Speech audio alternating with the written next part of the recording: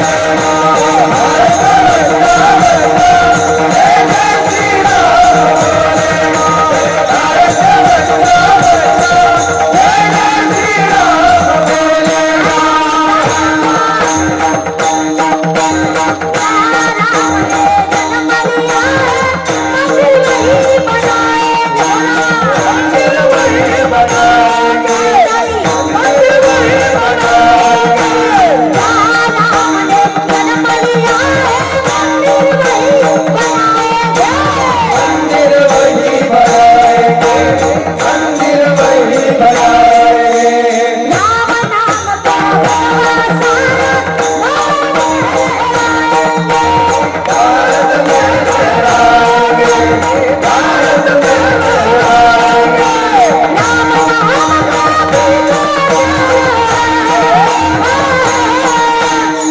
नाम का दीजिए माला, राम की धुन में डोलेंगे. जय जय श्री राम, मेरे भारत का बच्चा बच्चा जय जय श्री राम,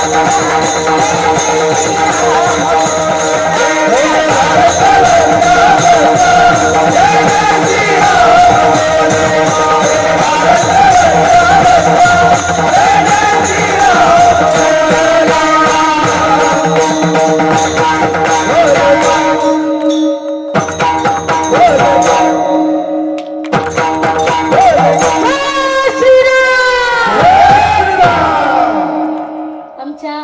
ऋषिकेश दादासाठी एकदा जोरदार टाळ्या झाल्या पाहिजे.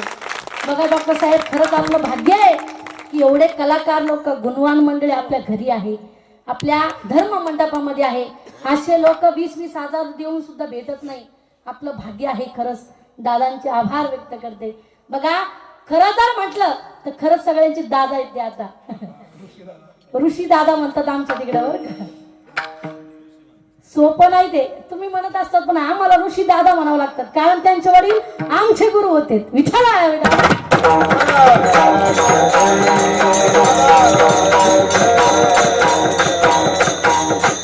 खरंच आपल्या डोळ्याचं भाग्य आहे की ते अयोध्येतील आपलं मंदिर आपल्या या डोळ्याला बघायला भेटतं. एवढा सुंदर तोंड आपल्याला दिलंय महिला मंडळ. कशाला? भांडायला, शिवे द्यायला नाही, त्याचं भजन करण्याकरता. ज्या गवळणी होत्या ना त्यांच्या श्वासाश्वासावरती देखील कृष्णाचं नाव होतं. त्या म्हणायच्या सासो की माला पे सिमरू में सासो की माला पे सिमरू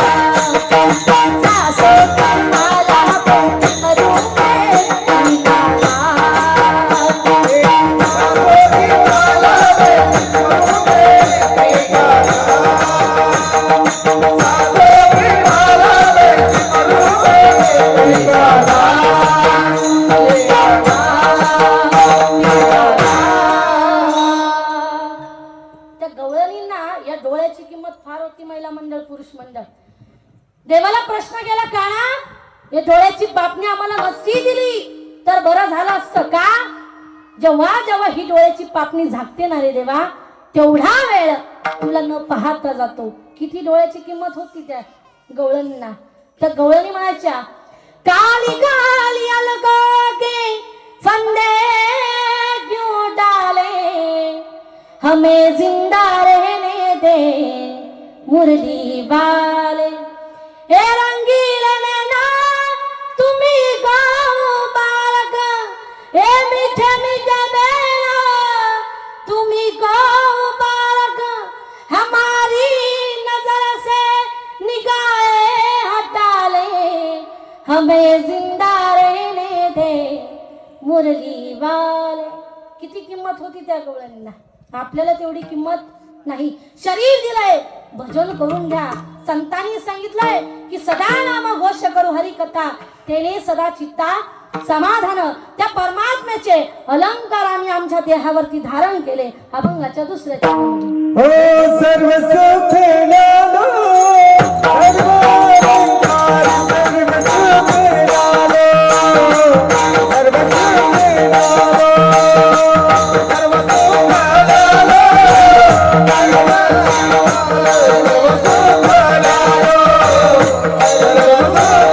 नालो सर्व सुख नालो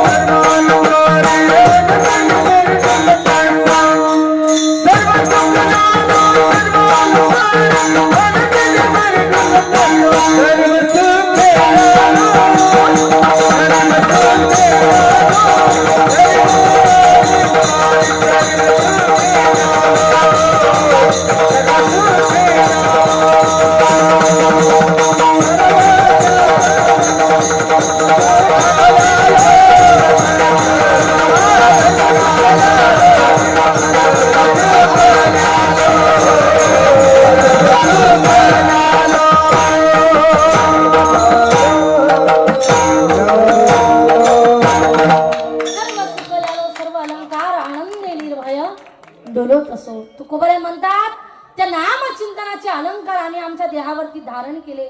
तुम्हाला सुद्धा देवाने शरीर दिले. भजन करा, नामचिंतन करा, भजन करा, नामचिंतन करा. पण लोकाला या शरीराची किंमत कळली नाही. बघा, या जगामध्ये तुम्हाला सगळ्या गोष्टी मिळतील पण शरीर मिळणार नाही. पुनर्वित्तम पुनर्मित्रम पुनर्भार्या पुनर्मही एतत् सर्व पुनर्लभ्यम न शरीरम पुनः पुनः. ऐका पुरुष मंडळ, एखादा आपल्या जवळचा मित्र आहे आपला आणि त्याचं जर भांडण झालं, तो सोडून गेला, तो आपल्याला बोलत नाहीये, जाऊ द्या, नका का बोला ना.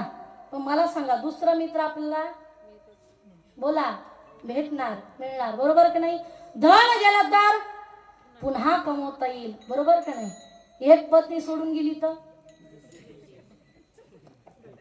भेटती का आता. ते तर सगळ्यात अवघड झालं. विठ्ठल विठ्ठल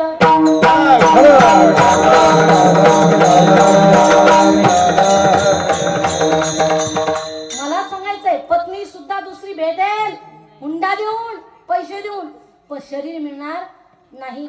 फार दुर्लभ आहे हे शरीर. महिला मंडळ, आपल्या घरी पाहुणे मंडळी आलेत अचानक, त्यांना स्वयंपाक बनवायचा आहे. घरामध्ये पाहिलं आपण, डब्यामध्ये पाहिलं, पिठाही संपलं. शेजारणीकडे पातीला घेऊन गेलो, परत पातीला भरून उष्ण पीठ आणलं आपण, ते परत नाही दिलं तरी हा चालेल म्हणतं. म्हणजे भांडणच करायचे का आता. चालेल, बरोबर आहे, पण मलाच सांगायचंय, देवाकडून हे शरीर उष्ण आणलं आपण, भाड्यानं आणलंय. एखाद्या शहरामध्ये आपण नोकरी करण्याकरता जावं, एखादी रूम आपण भाड्यानं केलेली आहे, त्या रूमला, त्या घराला सर कितीही किमतीचा कलर जर आपण दिला, ते घर, ती रूम आपली होणार आहे का. नाही. तसं हे शरीर आपलं नाहीये, देवाचं आहे. देवाकडून आणलंय, त्याला परत द्यावं लागणार आहे. जिंदगी का किराए का घर है, एक ना एक दिन बदलना पडेगा. त्यांनी त्याच्याकडून आणलंय, त्याला परत द्यायचंय. म्हणून हे शरीर फार दुर्लभ आहे. जगामध्ये सगळं मिळेल पण शरीर मिळणार नाही. एका राजाला कावळ्याची गरज होती. तुकोबा म्हणतात, पावला हा देह काकटाळी न्याय न घडो तो पाय घडू आले. जे शरीर मिळालंय ना, ते कावळ्याप्रमाणे मिळालेलं आहे. तुम्ही म्हणताल कावळ्याप्रमाणे नक्की कसं. राजहट्ट, बालहट्ट आणि स्त्रीहट्ट हा पुरावाच लागतो. बालहट्ट कशासाठी असतो. हा, बालहट्ट कशासाठी असतो. पैशासाठी असतो. बाबा मला 10 रुपये द्या, बाबा मला 20 रुपये द्या, याला बाळ हट्ट म्हणायचा. दुसरा हट्ट म्हणजे स्त्री हट्ट. स्त्री हट्ट कशासाठी असतो. लग्न झाले का तुमचे, काय बघा आता माझ्याकडे. कशासाठी असतो. तुम्ही म्हणताल तू पाकिट घेते ना, आम्ही सांगा का. कशासाठी असतो. सोन्यासाठी असतो, साडीसाठी असतो. संक्रांत आली बघा आता, बरोबर का नाही. पण ऐका सर, एका गावामध्ये अशी बाई होती, अशी महिला होती, तिला साड्याही जास्त आवडत नव्हत्या, सोनंही तिला जास्त आवडत नव्हतं, पण तिला संगीत वाद्य आवडायचं, जसं तुम्हाला आवडतं तसं. इतकं संगीत वाद्य आवडायचं, तिच्या पतीने तिला पेटी आणून दिली, पखवाज आणून दिला, तबला आणून दिला, विणा आणून दिला, बासरी सुद्धा आणून दिली. पण तरी सुद्धा तिचा आग्रह होता, स्वामी तुम्ही याच्यापेक्षा मला भारी वाद्य आणून द्या. कुठलं. ते जगामध्ये कुणाकडेच नसलं पाहिजे म्हणे, नवीन वाद्य पाहिजे. तोपर्यंत तुम्हाला जेवायला भेटणार नाही. घराच्या बाहेर हाकलून दिलं. हा बिचारा गल्लीनं फिरत होता. समोरून मित्र आला. मित्राने प्रश्न केला, का रे बाबा काय टेन्शन आलं म्हणे तुला. कशाचं टेन्शन आलं. काही नाही म्हणे, पत्नीला संगीत वाद्य आवडतात, तिने सांगितलं तुम्ही पेटी दिली, पखवा दिला, विणा दिला, बासरी दिली, पण याच्यापेक्षा मला जास्त भारी वाद्य आणून द्या म्हणे. तोपर्यंत तुम्हाला जेवायला भेटत नाही. तो मित्र होता भिल्ल समाजाचा. तो म्हणे काळजी करू नका, एक काम करा म्हणे, एक मडकं द्या, 1 मीटर कापड आणा म्हणे, आणि 1 सुतळी आणा. याने आणून दिलं सगळं. तो मुलगा रात्रीच्या वेळेला चिंचीच्या झाडावरती गेला. आग्यामावळ हुळवलं त्यांनी दादा, लाल आग्यामावळ हुळवलं, आणि ज्या माशा होत्या ना त्या मडक्यामध्ये कोंडिल्या, वरून फडकं लावलं, घेतलं सुतळीन तोंड बांधून. आता हा मडकं घेऊन येऊ लागला. का रे माझं वाद्य तयार आहे की नाही. हो म्हणे वाद्य तयार आहे.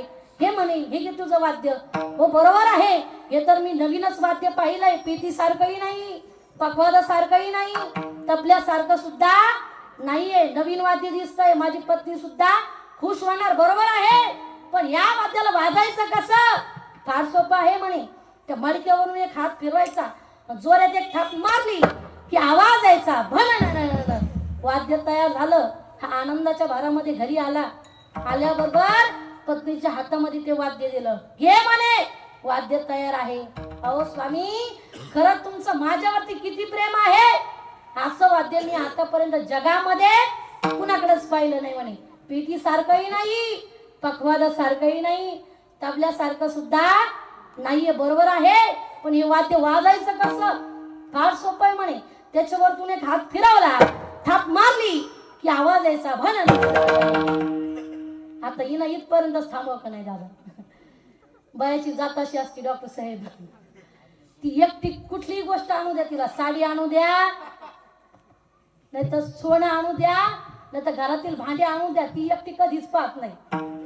शेजारीला दाखवती मैत्रिणीला, बरोबर का नाही?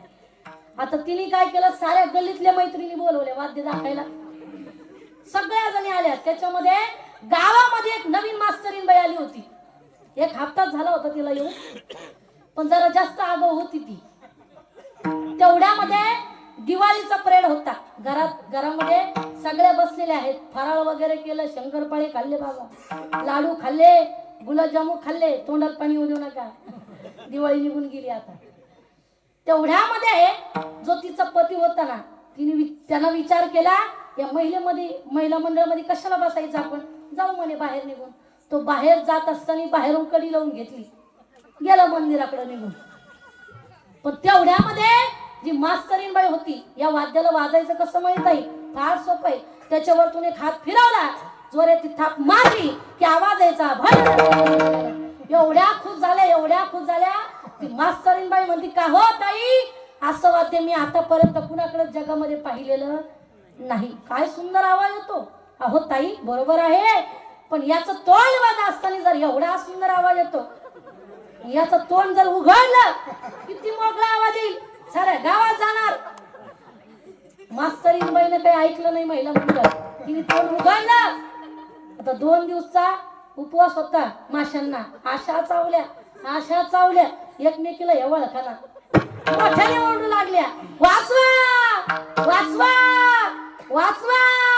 तेवढ्यामधून मध्ये मंदिराकडे एक व्यक्ती चालला होता गल्लीमधून. तो मंदिराकडे गेला. जो घर मालक होता तिथं बसलेला होता, त्याला म्हणू लागला, तुमच्या घरामधून महिलांचा आवाज येतो म्हणे. घर मालक म्हणू लागला, हा आताशी मला वाटतं त्या स्वराच्या तालावरती नक्की ते नाचत असतील. आताशी त्यांचा डान्स रंगामध्ये आला बहुतेक. आता अर्धा तास तिकडे जायची गरज नाही. अर्ध्या तासाने हा घरी आला, कडी उघडली. सुरुवातीला याची बायको बाहेर आली, पत्नी बाहेर आली, आणि हा असं करून पाहू लागला, का हो ताई, तुम्हाला मी कुठंतरी पाहिल्यासारखं वाटतंय. ती म्हणे, तुझी बायको म्हणे देईन का ना खाली तू वय बाजूला. याला स्त्री हट्ट म्हणायचंय. पण मला सांगायचंय, तिसरा हट्ट म्हणजे राजहट्ट. राजाला कावळ्याची गरज होती. राजानं सांगितलं, जो कोणी मला एक कावळा सापडून देईल त्याला 5,000 रुपये बक्षीस देण्यात येईल. त्या नगरामधून एक साधू महात्मे स्नानाकरता चालले होते. टाळी वाजून भजन करू लागले, श्रीराम जय राम जय जय श्रीराम, श्रीराम जय राम जय जय श्रीराम, श्रीराम जय राम जय श्रीराम, श्रीराम जय राम जय राम, श्रीराम जय राम जय जय राम, श्रीराम जय राम जय जय राम, श्रीराम जय राम जय राम,